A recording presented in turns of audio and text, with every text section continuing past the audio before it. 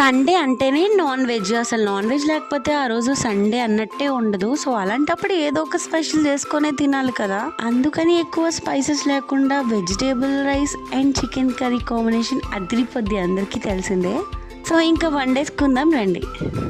బయట ఫంక్షన్స్లో బిర్యానీలో నేను స్వీట్ కార్న్ వేసింది తిన్నాను 2 times. బట్ ఇంట్లో అయితే ఇదే ఫస్ట్ టైం. బట్ మేము చేసేసుకున్నాం. మీరు కూడా చేసుకోవాలనుకుంటే యాజ్ ఇట్ ఈస్ ఫాలో అయిపోండి. ఇప్పుడైనా తిన్నారో లేదో, చికెన్ కర్రీ వండేటప్పుడు అందులో బంగాళదుంప వేస్తే ఆ ఫ్లేవరే మారిపోతుంది. నిజంగా చాలా బాగుంటుంది అసలు.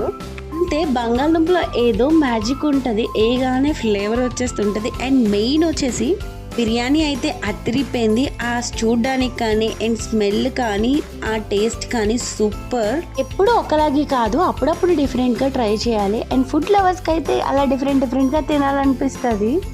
నిజంగా చెప్తున్నాను, ఏదో మ్యాజిక్ ఉంది ఆ పొటాటోలో. బట్ నెక్స్ట్ టైం మీరు ఇలా ప్రిపేర్ చేసుకున్నప్పుడు డోంట్ మిస్ పొటాటో, దాంట్లోనే మ్యాజిక్ ఉంది.